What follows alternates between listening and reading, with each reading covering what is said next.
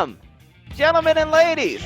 Please forgive my garb. I am celebrating our late arrival here to the HIAC Talk Radio Nation because my hometown team just won their inaugural 2020-2021 basketball game. My hometown 76ers, as it were. Hence the garb, the black hooded shirt, and the mask. But don't let that detract you. Don't let my visage distract you from the goodness we are about to bring unto you, our loyal fans that have been with us week in and week out for the most part this entire horrible, ugly, no good, dirty, rotten year. So we're going to start with the segment that, you would think for a year like this, we're not going to dwell on it. You got to look back, but we're going to look back to a time when it was fun to dwell on the sport that we know of, professional wrestling, back when it consumed every state in the union, and there was wrestling in all 50 states. And not only did they call titles belts back then, and not only was it a title shot, not a title opportunity, and not only were they were hospitals, not medical facilities, but folks, I'm going to take you back to a time when the most important nights of the year in professional wrestling were on Christmas Day. That was a rite of passage for most of the South. The Mid-Atlantic area in particular made their hay on their holiday wrestling shows, both Thanksgiving and Christmas. That's how Starrcade started, kids. Because of the sellout crowds, the turnaway, thousands would be turned away. They would have their Thanksgiving or Christmas dinner, in this case, early, put on their jackets, mom, dad, and the kids, get in the car and go down to the arena to watch their favorite stars every year on Christmas. So that's part of what I'm going to talk about in the historian. There are also a couple of dates here that I wanted to relay onto you. But, gentlemen and ladies, let me just preface this by saying this is the wrestling historian. And joining me, like he's been joining me, or I've been joining him since we started this facade so many years ago, but my toucan Sam, my pots and pans, my man with the plan, the one, the only man in my life right now on this podcast, Dan, the man, Calachico. I am the only one, and you are my only one. Well, thank you. Mark is part of the family. Mark is taken off. He's on special assignment for the rest of the year. Yes. He will be back. It was nice to have. It's nice to have the three of us, but it's nice to reminisce back. I keep trying to get Dean on just to have him and I on, just to do an old school one. But every now and then, it's nice to just be like, you know what, Craig and I are just going to talk for a little while. Exactly. I want to point this out before this technically is wrestling historian. Mm-hmm. That right there, I see, is a WCW German tour poster from the year 2000. Holy crap. And it is signed by Daphne, which is what makes it special. Wow. Yes. Not the terrible photoshops on it, because it's actually terribly photoshopped. But Daphne signed it. That's all I care about. Well, just having Sting and Bret Hart on the same poster. That is nice. Sid's on there. Nice. Jeff's on there. It's a screenshot from a Nitro. Vito's on there. Two random Nitro girls. Is it Fire and Tigers? Yeah, Fire and Ice. Fire Tigers and Spice. The Harris brothers. One nasty boy, Brian Knobs, because he was the only one there. Kevin Nash. Yeah, Kurt Hennig. What's funny about it, and you can't see it here, actually, Jeff Jarrett, it's only half his face. Oh, okay. It's only half his face. It's the worst. Daphne signed it, so I had to have it, but it's the fact that Jeff Jarrett, you see that much of Jeff. Yeah. Like he was on his way out, or just Everybody, they can only afford half of them. everybody, and Jim Duggan, who wasn't even part of a. I don't know. That company I was don't so screwed up at the end. But anyway, exactly. take it back quick before I talk for Well, another hour. well, I will. before the days of World Championship Wrestling, it was the NWA and more importantly NWA Mid Atlantic, and we're going to get to that in a second. But I'm going to look back on some key dates in professional wrestling in this week in wrestling history. Uh, this goes back actually. This is a tie-in to last week's Wrestling Historian on the last episode of Wrestling Historian. We talked about the death of the greatest Japanese or most influential Japanese wrestler of all time, Rikidozan. Yeah. When he passed away in 1963. But on December 22nd, in 1954, that self-same Rikidozan defeated Masahiko Kimura, the inventor of the Kimura lock. I was going to say, wait a second. Yes. And Rikidozan and Masahiro Kimura were both opponents and tag team and would team up. And actually, their match, Kimura and Rikidozan against the Sharp brothers, Ben and Mike Sharp, no relation to Iron, um, but their tag team matches were the beginning of the Japanese television renaissance that started with them. With the Sharp brothers were the first American tag team to wrestle in Japan as heels, and got over so much that their their matches on television were shown in shop windows, and Huh. streets were crowded with people wanting to see them. Wow. Well, this particular match between Rikidozan and Kimura was to decide the first and only Japanese heavyweight championship. This would be the first Japanese heavyweight championship title ever. And they just started forming a league because of the popularity of Rikidozan and Masahiro Kimura. And what was supposed to happen was they were going to have a draw and then have a series of bouts around Japan. But it didn't go according to plan.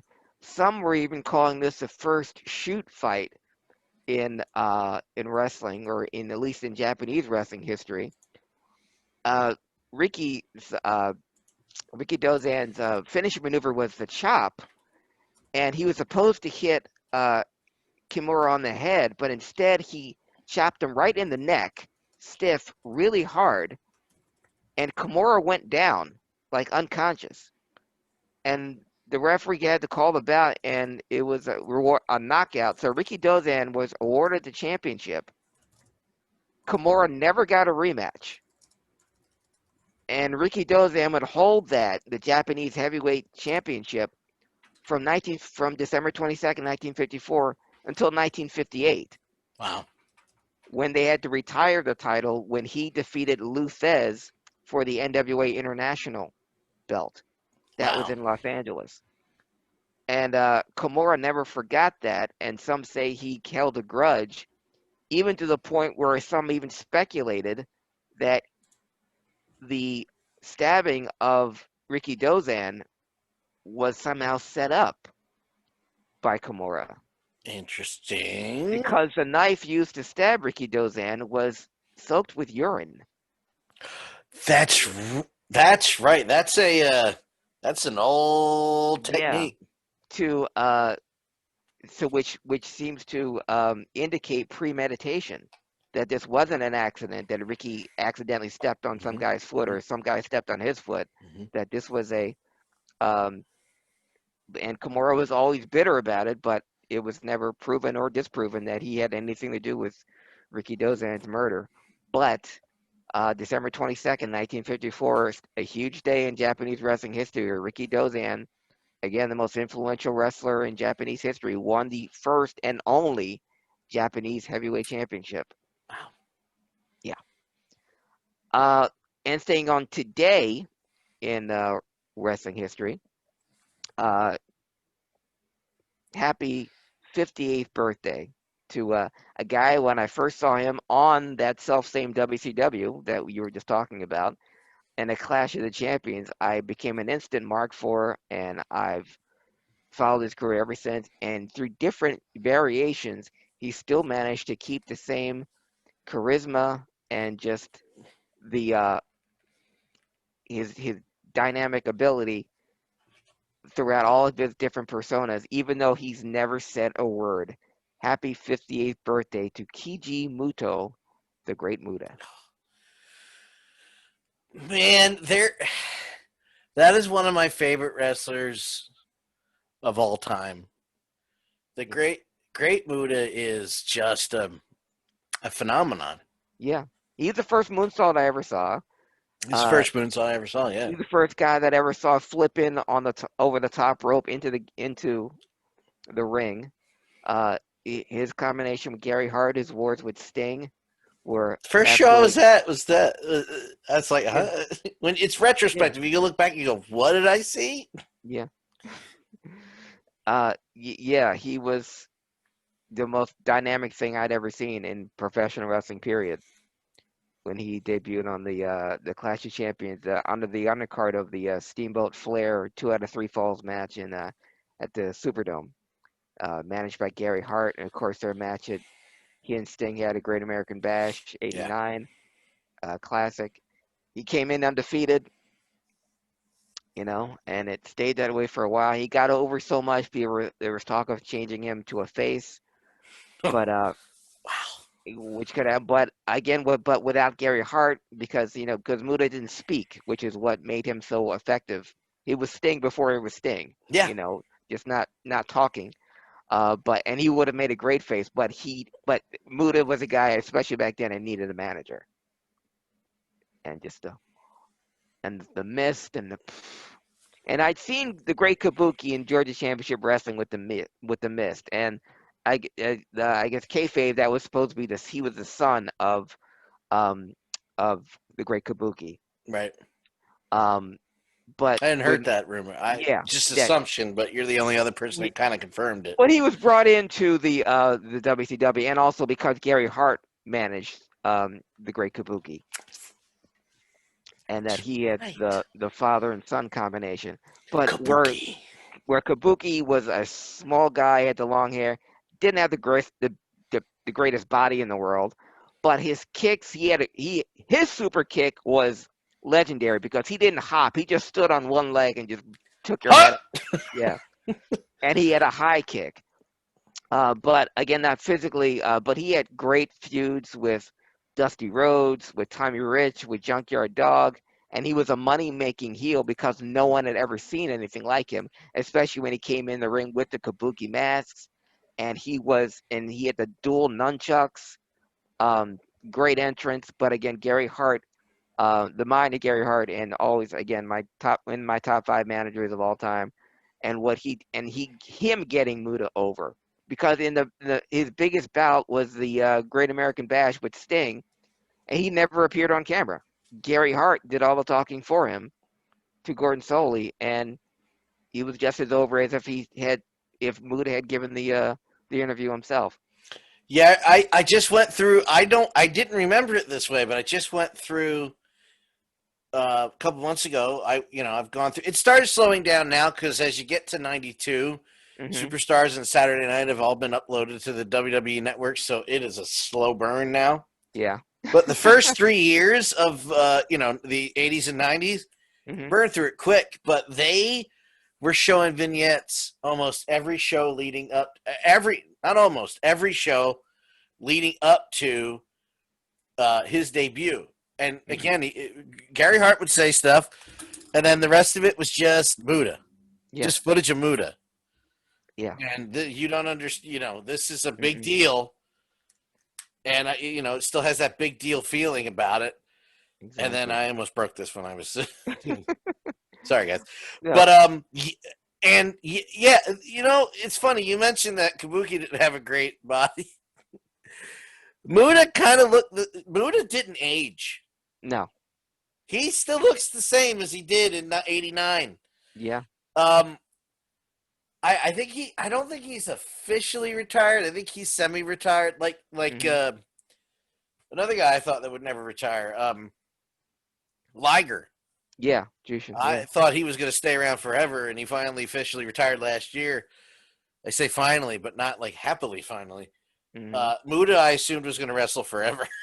Yeah. Well, because I get and like I said when I introduced him, he was always reinventing himself. Not just with the makeup, but when he shaved his head and Yeah. when he was part of the Japanese NWO, and he was still a very influential figure there, and still, very popular in Japan, and in both All Japan and New Japan.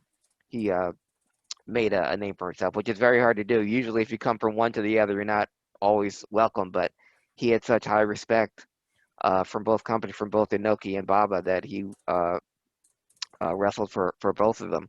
But yeah, he was one of those guys that I remember the first time I saw him, and I was just wowed, and that has never gone away.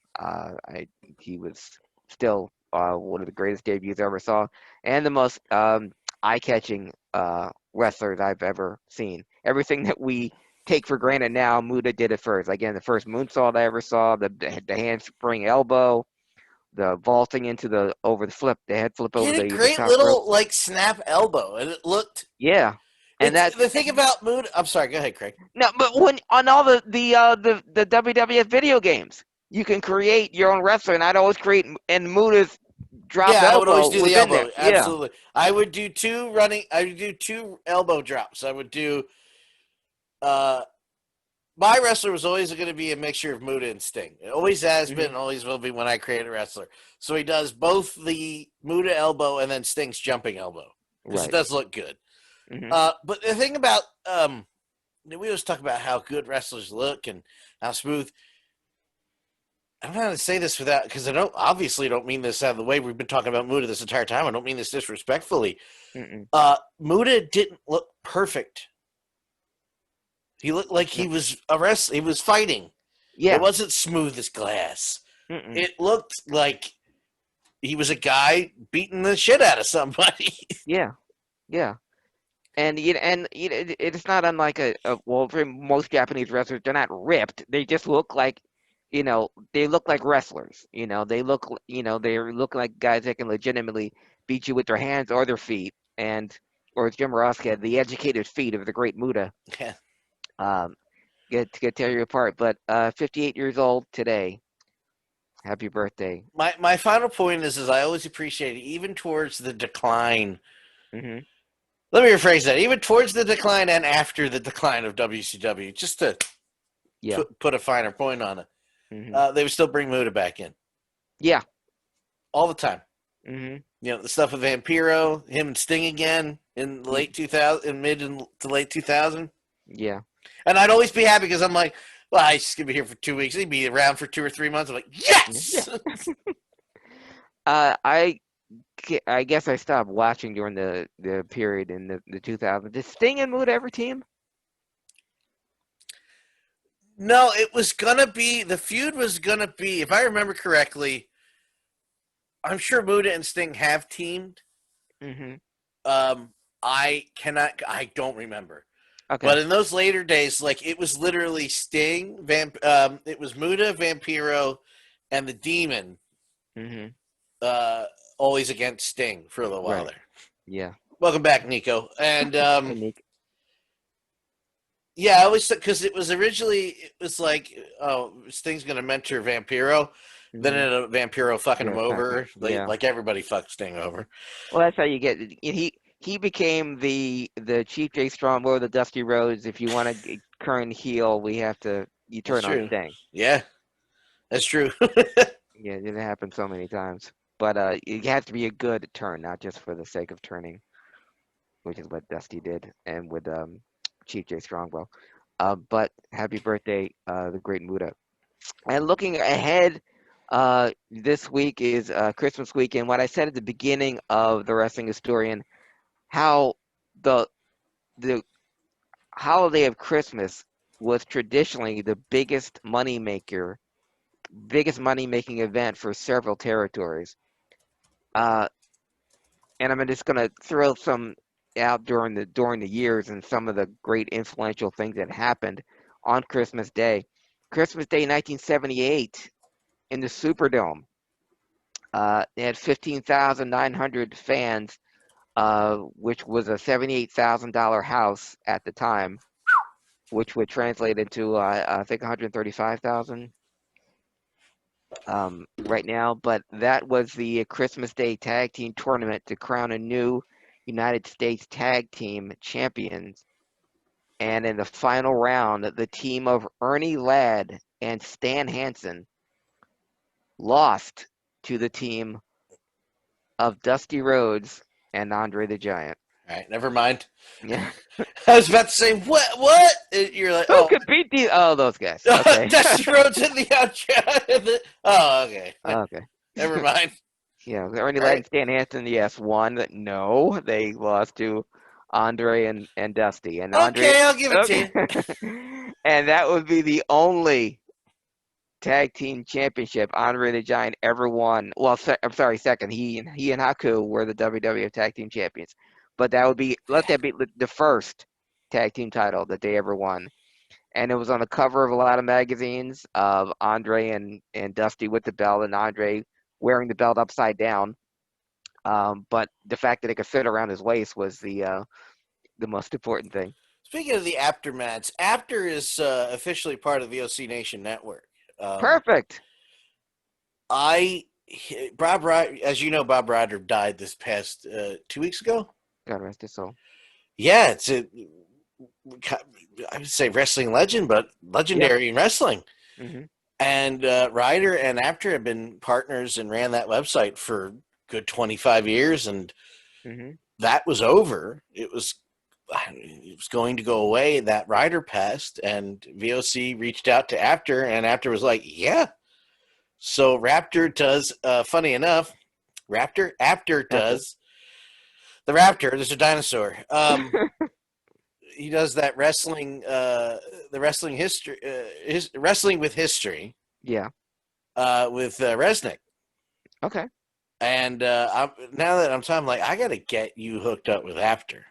Yes, hopefully he'll remember me from the Chris Jericho book signing where I marked down more for him than I did for Jericho, and Who wouldn't? We talked for a good 20 minutes. People have to understand, like, Nico's a little bit younger, a lot younger than both of us, not just you, Craig. Ouch. And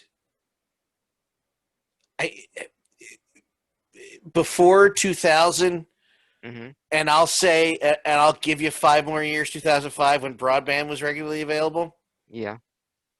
It was hard to get wrestling news unless you were buying magazines. Exactly. And as you and I have explained before, I don't want to go off track too much, just a quick version of it.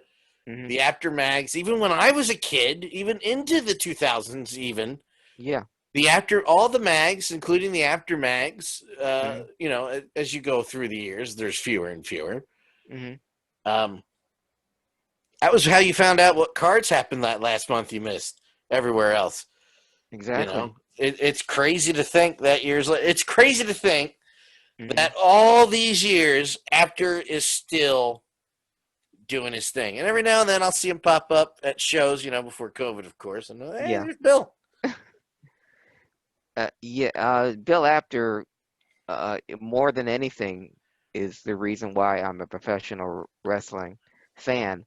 The TVs were brought me in, but Bill Apter's magazines is what told the story about that, filled in all the blanks. Because the first time I saw Dusty Rhodes was on Championship Wrestling from Florida, 1977. Who is this guy? And then I pick up the Bill Apter wrestling magazines and think, oh, that's who he is. And I see him beating up guys that I'm seeing on WWF TV that are like challenging Bruno, and then running through these squash matches. And Dusty's like, I just watched Bobby Duncombe go to main event with Bruno, and then I look at Championship Wrestling from Florida, and Dusty Rhodes is like throwing him outside the ring and picking him up and throwing him out the other side, and taking down Ernie Ladd and all these, like, wow. And then he's bleeding a gut, and the pictures, and I didn't know these things existed. I was watching the Blackjacks. They were one of the first tag team champions I saw, and I remember watching Mulligan. And you know, it's something with tag teams. No matter what the tag team is, one of them always stands out. In the Hart Foundation, it was always Brett. You know, Harlem Yeah. Heat, it was always Booker. Um, and the Blackjacks all going all, even though they were the same height, same weight, looked exact same handlebar mustache. Mulligan just had something. And it wasn't until the After magazines that I found out that this guy, when he went to the Mid Atlantic on his own, was the number one heel and the number one monster heel in that company. Yeah. So much so, Dan, back to my original point, on Christmas Day in the Mid Atlantic area, he and Paul Jones wrestled for the United States Heavyweight Championship on back to back years on Christmas night at the Charlotte Coliseum, selling out 2 Christmases in a row. Wow. Ho ho ho. For the United States Heavyweight Championship.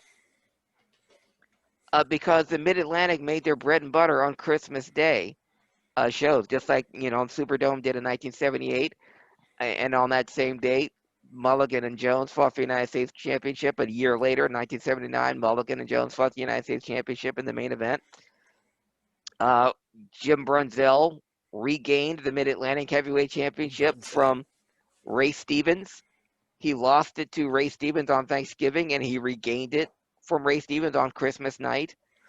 The first time Ricky Steamboat and Jay Youngblood won their first tag team NWA tag team titles against Paul Jones again and Baron von Raschke on Christmas night, and that's all the people need to know. But Christmas night was again one of the biggest things that happened in wrestling was on Christmas night in stadiums all around the world, particularly in the South. But probably, I can't say Christmas night. Now, if you grew up in the Mid-Atlantic and the Carolinas, you know about how Christmas night was always a big deal in Charlotte Coliseum or the Norfolk Scope, or even in the Greensboro. Omni in Atlanta or Greensboro. Yes, but Christmas in Texas was a completely different Yes. mindset 2 because words. Star Wars. exactly. Sorry. The world-class Christmas Star Wars edition, because you have to understand, it was weekly in the Sportatorium. They had wrestling shows weekly. So every single week, you had to have a different angle or a storyline coming through to get people into the crowd and to get people coming back. And, you create new stars. You bring in new stars and you get the fans invested and just in good storytelling. But once a year, at the end of the year, they would culminate all their feuds because they would have enough people to fill up the Reunion Arena in Dallas. 16,000 folks, Right which across the is, street from the Sportatorium, by the way. yes, which is the size of 5 sportatoriums, Yeah. and you can stick them all in there. And that's when they would have their big Star Wars extravaganza. And more often, it became a tradition that the NWA champion would come to Texas, World Class Star Wars, to defend the NWA championship. And every year, it almost became a running gag or a Christmas story. And Ric Flair did dwell in the valley in the shadow of the Von Erichs. Or he walks in the shadow of the valley of the Von Erichs. Everybody did in the South. But every Christmas, Ric Flair knew he was going to Dallas, Texas. Yep. Period. And then as the NWA champion, you're known all around the world. And there's holiday cards going on in different parts of the South And on you're Christmas. in Texas. But you're in Texas because you're the NWA champion. And more importantly, you're Ric Flair. And out of all the Christmas Star Wars and the tradition was, never bigger than in 1982, where it all went down. Not only Was That this was at a Christmas show? that was the Christmas show, Dan. That I just blew my mind and never put to it. I've seen the documentary. I've seen the match. I've seen all of this 100 times, and it just that was on Christmas. Christmas Day, 1982. 18,000 in Texas, a record gate for the Reunion Arena at that time. It not only was it the debut of the Freebirds as faces, it was the debut of the World Class Six-Man Tag Team Championship. And it was going to be decided on one side, it was Tom Steele and Mike and Tom Sharp, no relation to the other Sharp brothers I mentioned at the beginning of the Historian. The other But Sharps. they would be going against Michael Hayes and Terry Gordy. Unfortunately, their Freebird partner, Buddy Roberts, couldn't make the show. God damn it.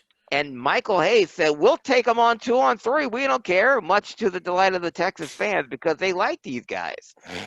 They came in as faces. They were friends of David because he had and Kevin, who had known Michael, he would team up with Michael Hayes in Georgia. So on his recommendation, let's bring the Freebirds in. Thank you, Gary Hart. But since they couldn't make it, and Michael said, "We'll take them on 2-on-3." But who should walk down the aisle to volunteer to be the Freebirds' third man for the six-man tag team championship? But one David Von Erich. So they would have the match, and David Von Erich would end up getting the pin, getting the win for his team. And it was so the very first world-class six-man tag team champions were Michael Hayes, Terry Gordy, and David Von Erich. But the seeds were planted because when David scored the pin, Michael Hayes and Terry Gordy were hugging each other, jumping up and down, raising their hands like they did all the work. And David was over in the corner looking at them celebrating when he was the one that scored the pin. But he said, it's okay. And in the post-match interview, he said to the guys, I know Buddy Roberts is your brother, so I'm going to give up my half, my third of the World Six-Man Tag Team Championship. And when Buddy Roberts get here, that title is his. And Mike, like, oh, man, you're too much. You're too much. So all is good. Now we get time for the main event. Kerry Von Erich against the NWA Heavyweight Champion Ric Flair. Now, people have been calling Flair a coward because he always got himself disqualified. Because he is. Counted out, ran out of the ring, whatever, to save him. But this time, this was a steel cage match. So there's not going to be any running, no hiding, no ducking, no diving, Flair, in Kerry Von Erich's words. I'm coming after you, and I'm coming after that belt. But to ensure that there'll be no funny business, Michael Hayes, now 1/3 of the six-man tag team champions, said, I'm going to be in the cage as a special enforcer to make sure no funny business goes around. And my brother, Terry Gordy, is going to be the keeper of the key. So if Flair tries to run, he's going to make sure he don't run nowhere. And he'll be there to open the door for the winner of the bout. Open the door. Open the door. So you got Michael Hayes inside, Terry Gordy outside, and the match goes. Kerry and Rick had their standard Kerry Von Erich, Ric Flair match. Great. And, you know, Dan, we were talking about Sting, your favorite, and why. And a while back you said, you know, is Sting any good? And I was like, yes, because what Ric Flair had in Sting was the muscle-bound babyface that he could bounce off of, sell for, get gorilla press slam that he hadn't had since Kerry. Yeah. Because Kerry was the one that could do all that and look good doing it. You know, bouncing off of Flair, no selling his chops, you know, getting gorilla press slammed, whatever. And during the bout, things were going Kerry's way. And when Flair tried to cheat, Michael Hayes was right there to put the kibosh on him. But when Kerry wouldn't break, even though it was a cage match, Hayes would kind of grab Kerry by the hair and pull him off and say, let's keep it clean, even though we're in a cage match. And Flair got tired of Hayes getting in the way, and he shoved Hayes, and Hayes decked him with that lethal left hand that we would know from Michael Hayes later. Down goes Flair. Down goes Flair. Down goes Flair. Down goes Flair. He tells Kerry, pin him. Kerry says no. And he shoves Kerry, get on him, pin him. And Kerry says, no, I'm not doing it. And Hayes, even at the insistence of Terry Gordy, come on, Michael, come on. And Hayes throws his arms up in disgust and walks away. Kerry follows Michael, trying to explain his side, when Ric Flair knees Kerry in the back, causing Kerry to go into Michael Hayes and knock Michael Hayes out of the ring. Kerry reaching out to the outside the cage, trying to tell Michael, I'm sorry, I'm sorry. And just then, Terry Gordy would invent the most copied cage match spot in professional wrestling history. That's still copied to this day, 38 years later. Oh, God. He's as old as me. Terry Gordy would slam the cage door on Kerry Von Erich, on the head of Kerry Von Erich. Kerry would go flying back, blade of the gusher, was ruled unable to continue. Ric Flair would retain the NWA championship. You son of a bitch, Flair. It's your fault. And not only did Flair retain the NWA championship, and not only did that start the most copied spot in cage match history, but it ignited the Freebirds versus Von Erich feud that would go on for another 2 years, 3 to be exact. But the Freebirds versus the Von Erich dominated world class and all of professional wrestling for the entirety of 1983 into 1984 before the tragic death of David Von Erich. But the Freebirds versus Von Erich still, to me, the one of the greatest.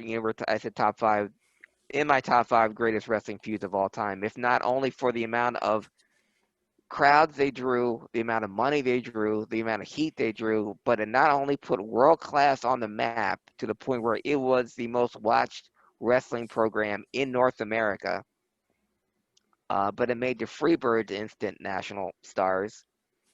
And had things not gone awry, world class could have been the one to make the leap into national prominence, because they had already been syndicated in several here in the East Coast and in New York and Connecticut, and was branching out into the West, and who knows where that could have taken, to the point where, and Vince McMahon has made no secret, alternatives for Hulk Hogan, one of them was Kerry Von Erich, because he fit the bill of what he was looking for, a young, great-looking superstar with a magnificent body that had the charisma that could carry it. But it all started, and when you look back at it now, and I'm asking you, HIAC Talk Radio fans, if you've never seen the cage match spot from Christmas Day 1982 at the Reunion Arena, it would be a lot more epic if Terry Gordy didn't slam the door so hard that he fell on his ass right after he did it. Yeah. But it didn't take away from the moment of it, or the spot, or the historical significance. But of all the Christmas matches and all the years throughout the many decades of professional wrestling, and the Christmas tradition of professional wrestling is a long, rich, and storied one. But I have to go back to 1982, world-class Star Wars Reunion Arena, Flair versus Kerry Von Erich, the beginning of the Freebirds Von Erich war that changed professional wrestling and world class forever. And that, friends, is the wrestling historian. It was a perfect ending, Craig, and I wanted to get right into this right after you said that because it's also going to connect into what I want to talk about after this. For younger wrestling fans like Nico, he's been talking to me the entire time we've been talking, the wrestling historian, and he's been listening and loving the stories you tell. That's one of the reasons why I'm glad we do this show, because somebody young like Nico, will ask me, where do I find this? And I'll either link him or I'll just send him a YouTube video or send him the file or him or her or whoever listens to this in general. I love when they hear that and they go, wait, what? And I'm like, yeah, you got to see this. And like we introduced Nico to the Jericho Cruiserweight Battle Royal Malenko finish. Nico was there listening when we were talking about it, and it's like, where do I find this? And I'm like, hold on, let me find the good. Here you go. Yeah. And he came back to me a couple days later, like, that's one of the greatest things I've ever seen. I told you. Yeah. But no, I was just saying, he's comparing Flair. We talked about Flair and the greats and the Von Erich and how great that was, and he's explaining that when Nico was growing up watching wrestling, John Cena for him. Yeah. Okay. That's your champion, absolutely. And we're talking about how. For other reasons, don't take any offense to this, Craig. I kind of hope John Cena beats Ric Flair's title thing. Okay. If not to piss off wrestling fans on Twitter. I like Cena. And everybody's got the 6 moves and twos. And he does the same thing all the time. I'm like, yeah, like every other. Hello? Yeah. Wait, what? Yeah. But we're talking about world class and Flair and that moment. That is a moment. That is one of those moments you can bookmark that changed wrestling. Yes. As you mentioned at the end of the segment, it was one of those things that changed the course. Ric Flair was the catalyst of that thing they made. I want to reiterate again because I laugh at. I don't care if Alvarez thinks I'm disrespecting him. Fuck him. I laugh at people like Brian Alvarez who every week or every day are like, this is the ratings tonight. And I'm like, these ratings don't matter. Yeah. And they do, but not in the sense that Twitter thinks they matter. Yeah. And you mentioned Christmas Star Wars, and you mentioned how people, their day was planned Christmas Day in the South. And we're talking about Mid-Atlantic, Crockett, Georgia. World Class, Georgia. Christmas was planned around these shows. Yes. Doesn't happen anymore. And when I tell you why I laugh at people talk about ratings on a Wednesday night during a pandemic versus the ratings World Class alone got, it's just laughable to me. This moment, I can't understand. I couldn't oversell how important, how big this was. The ratings that WMC TV Channel 5 in Memphis, Tennessee got on Saturday mornings surpassed the moon landing weekly. The amount of people watching those Saturday morning in Memphis every week, more people were watching that, were watching wrestling than saw the moon landing. Every week. Nico goes, wow, honestly. Yeah. Honestly, dude, it's the number, and I understand this. In a way, it helps because it helps ignite the competition between the two shows, but I see 958,000 versus 748,000 or whatever the hell. Oh, Sting finally helped him break 1 million. I'm like, as I said last week, those are the same numbers that got WCW kicked off TNT. Yeah. No, just which is going to go into my next conversation. If you wanted to piggyback off that, if not, I think I said everything. But again, I can't understand. If you could find this, and Nico, I'll do the same as I did for the Slamboree 98 thing. I will try to find an edited or hold on, this is wrestling related. Okay. I'll try to find an edited or complete version of that moment at that Christmas Star Wars in '82, because the sound that Cage makes against his skull, is earth-shattering. And the cage door was like a swinging fence you would have on, It's not like the heavy cage doors we have now. This was mesh fence mesh fencing, and it had a horseshoe lock on it and a deadbolt. So it was to make that sound was incredible. Carrie, It echoed off the reunion yeah, arena walls, and this was a sold out arena. yeah, and fans are crying when this happened. And trying to When kill the Freebirds. exactly when Carrie couldn't, and these are the same fans that were cheering the Freebirds like 20 minutes earlier. Kill him! You did what to Carrie? You son of a bitch! Kill him! You must die. So my mom just texted me. Hey, Mom. She goes, "Is wrestling on tonight?"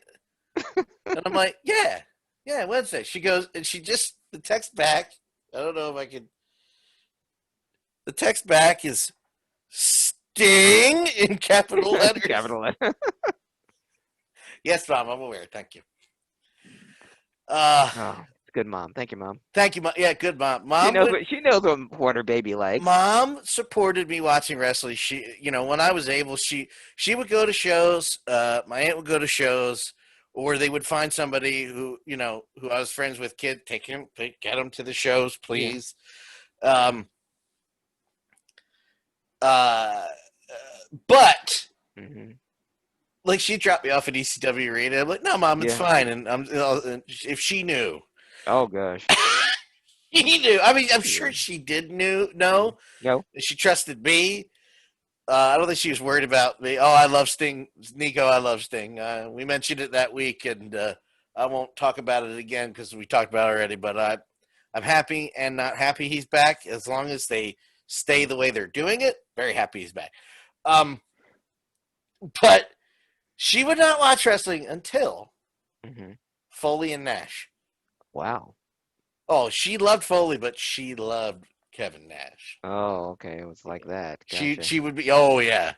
Oh. Yeah, she's like, she would tell her husband, my stepfather, if he comes to the door, you're done.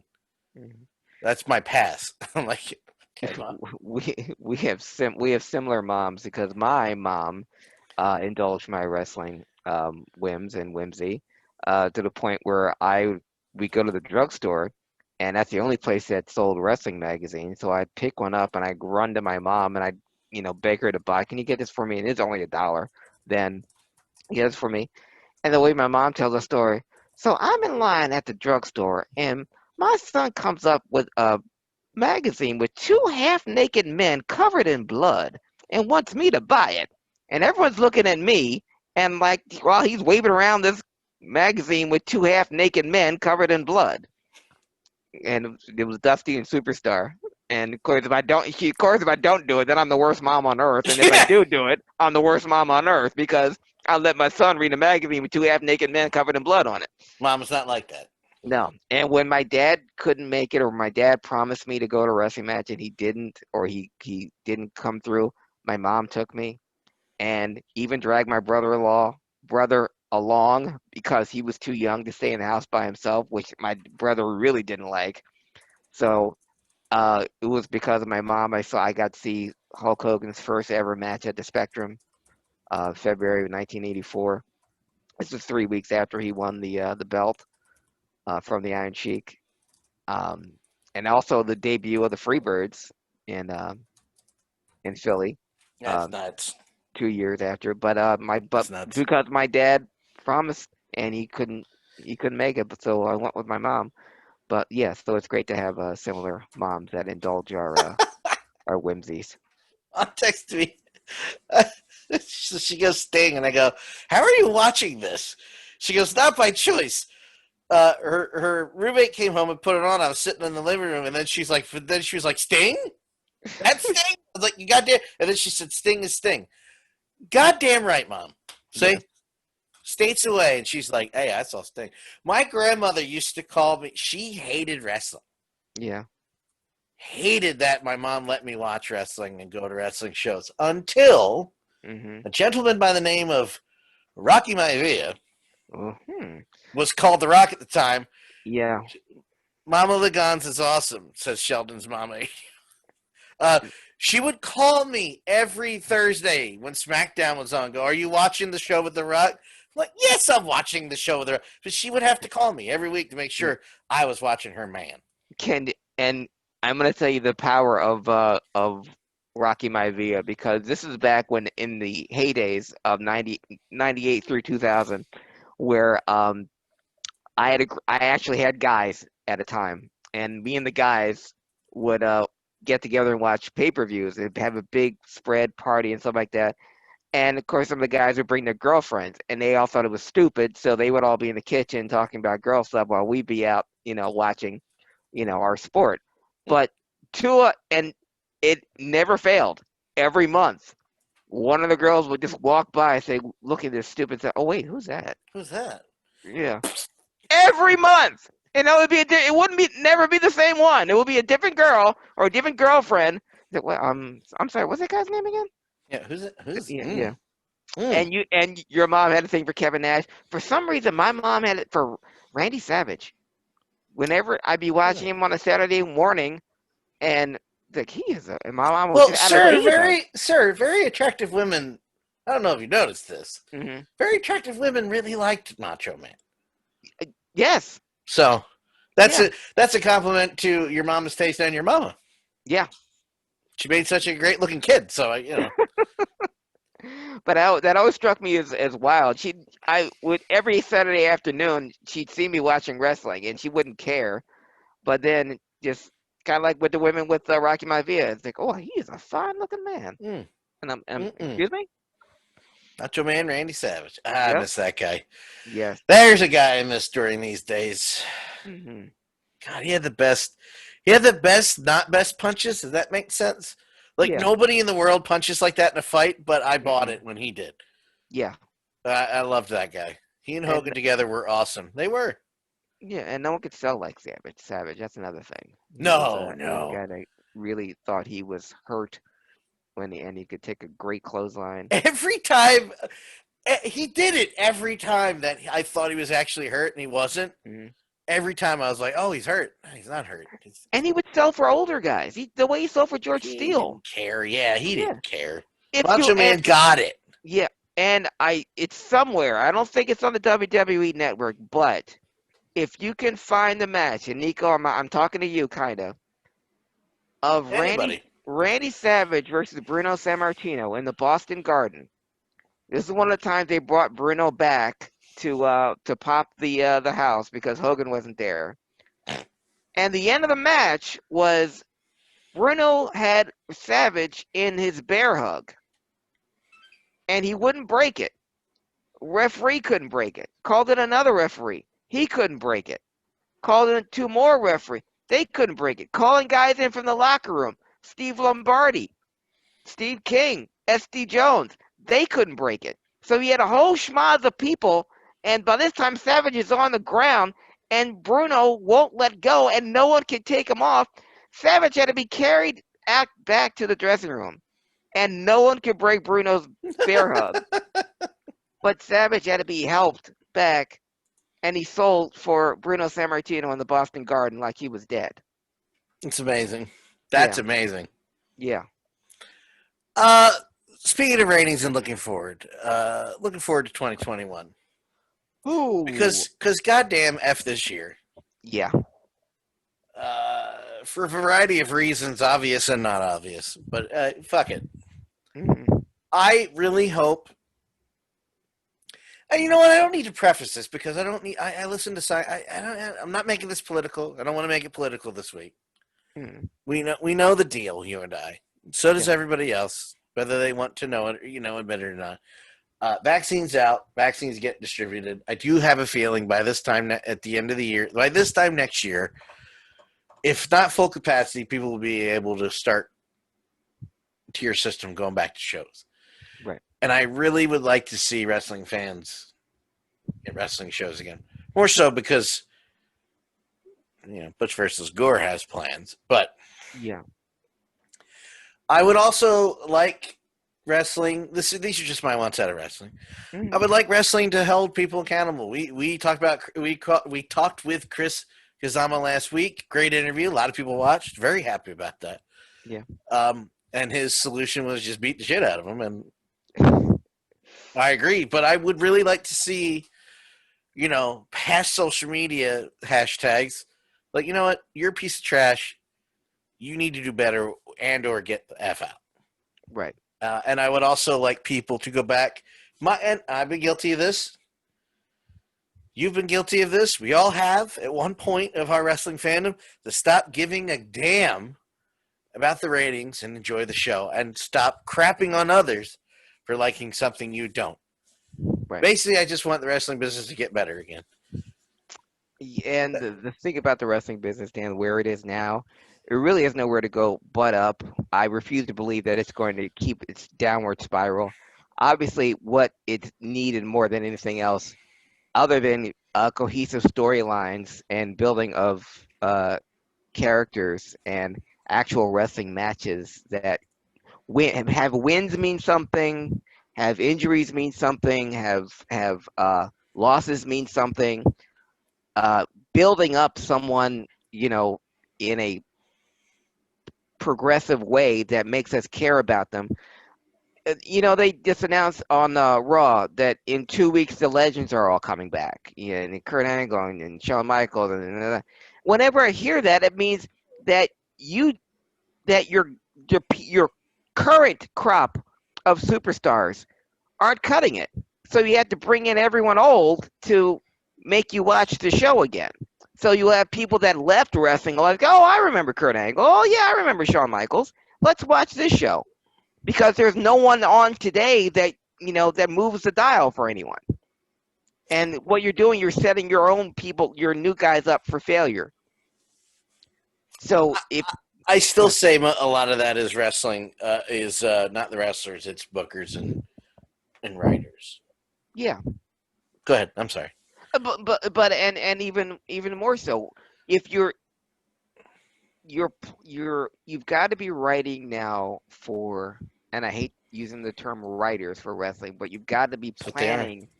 You've got to be planning for when the audience comes back. So when the audience does come back, have full crowds during TV tapings. You can go on the road to different venues with people in there. They need something to look at because right now, I don't think you can run a show, if you were giving away money with the current product that they have now. Other than the novelty of, oh, we can go to a match, but unless there's something to watch or a character to care about, it's not going to. They lit a man on fire. How is that going to get people in the arena? Well, no, I don't. Well, no. All this stuff is wasted on the fact that you can't. I say wasted. I don't mean in that way. You can't get anybody in the building, so it's not going to draw anybody. Yeah. Right now, you're just going for ratings. Which I still think the fans need to not worry about. Just enjoy the shows. Watch it or don't watch it. You can discuss it, but the ratings are. Stop using ratings as a crux for your argument. Is what I'm saying. Ratings does not in what's the word I'm looking for? Indicate. It doesn't indicate quality. Mm-hmm. Not all the time.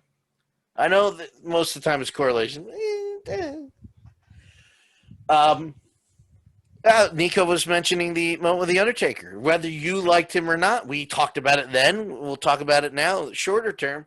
Whether you like him or not, that moment was wasted without fans in the arena, period. End of story. I don't agree that they should have done it without fans in the building. Unless he's going to die in the next 6 months that I'm not aware of. No. That was pointless to me. I agree. I think every theatrical match they have is pointless. But that in particular with Undertaker, especially bringing back everyone, just for that one night in an empty building. I want fans to be able to see the Hurt Business run roughshod over everybody like they have been. I want Drew McIntyre to have his WrestleMania moment that was taken from him. Keep the belt on him. Yes. Until no questions asked. Until we get people back. I don't care. You can if you only have 5,000, then do it. Mm-hmm. But wait, please, I beg you, don't take this from him. I know ratings. Again, somebody on Twitter, well, the ratings are bad. Yeah, no. Kevin Nash, low ratings, too. He's the worst champion ever. There wasn't anything else on that show that was bad. It was all Kevin Nash. Sarcasm. Yeah. Drew McIntyre has proven he can hold it. So hold it. Yeah. Please. Mm-hmm. I beg of you. And there's nothing wrong with being a Diamond Champion. If CM Punk can hold the belt for more than a year, why can't Drew McIntyre? I don't know. Do it anyway, Yeah, Vince. Just do it. Just do it, Nike. exactly. With that being said, sir, it's been a good year. We did get Mark back. Screw We did. ratings. Exactly, Nico.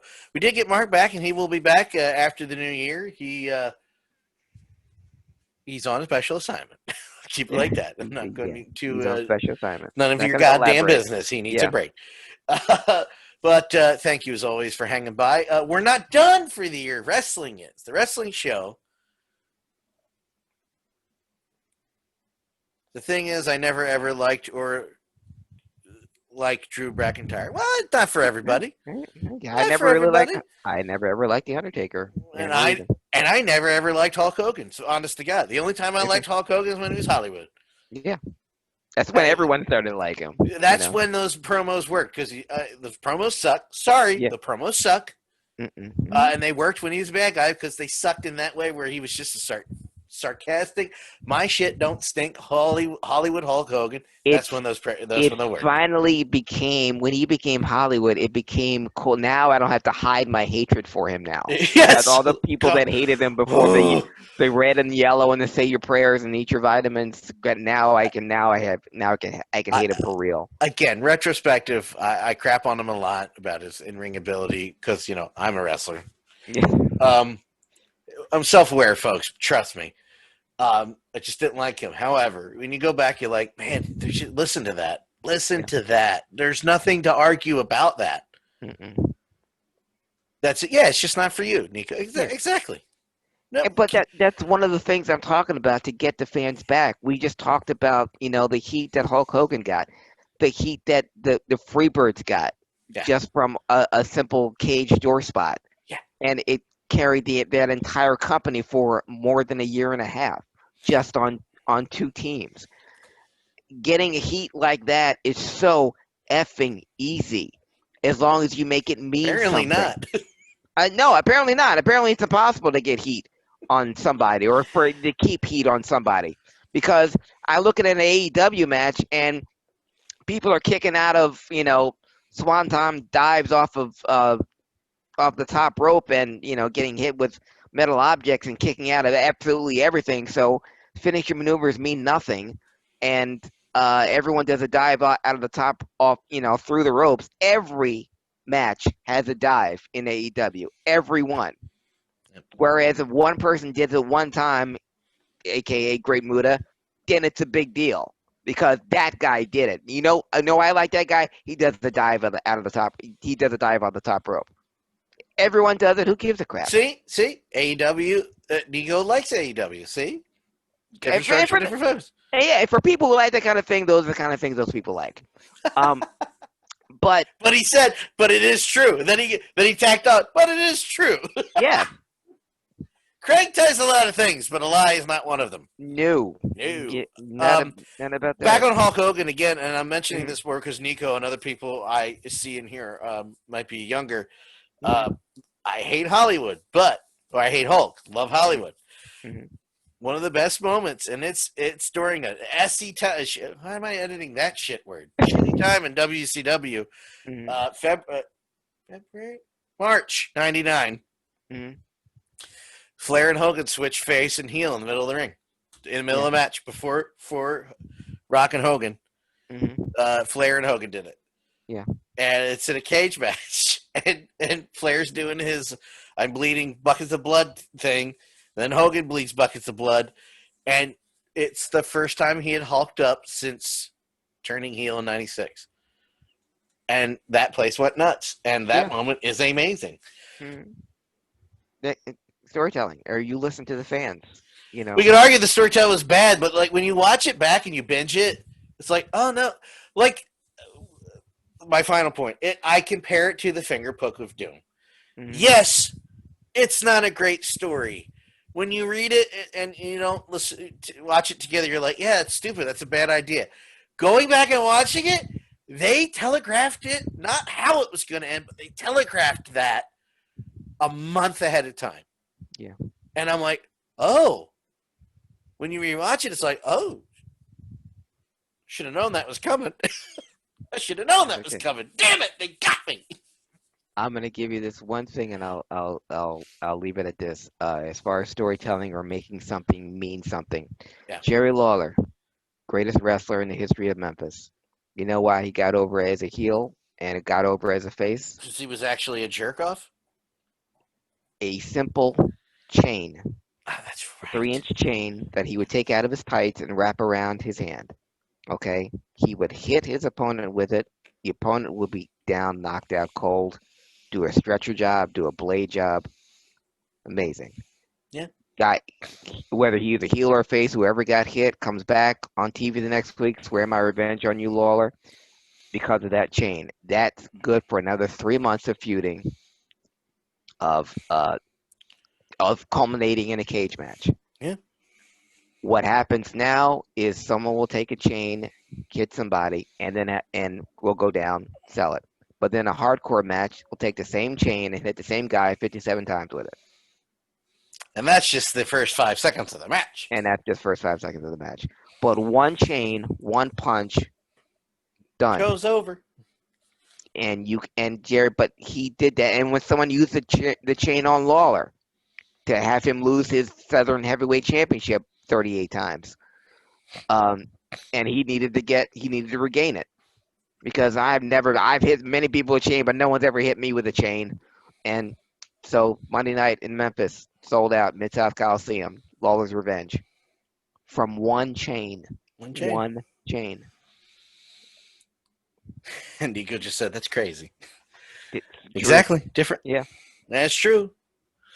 With that being said, this is it for the year. The wrestling is done. We are not done. Because next week, one last Nerd Herder before we go into 2021. Mm-hmm. Craig, where can people follow you? They can follow me. If you haven't followed me all year, or if you're just jumping on the bandwagon now, welcome aboard. Plenty of room, especially if you like the 1, 2, 3, 4, 5, Sixers. You can follow me on Facebook, Instagram, and Twitter at Craig Ligons, CraigLiggeons. Follow me on all social media platforms, DanLaw83, on Twitch. You're watching that now anyway. And YouTube, DanLaw83. The VOC Nation radio network is at VOCNation.com. If you have a smartphone, go to the podcast app, type in VOC Nation radio network. Follow all the shows there. And of course, listen to ours. Again, ratings. Don't talk about them, just give me them. For Craig Ligons, I'm the above average comedian Dan Calchico. We'll see you next week for Nerd Herders. Easy for you to say. God damn it. Good night. Happy New Year, everybody.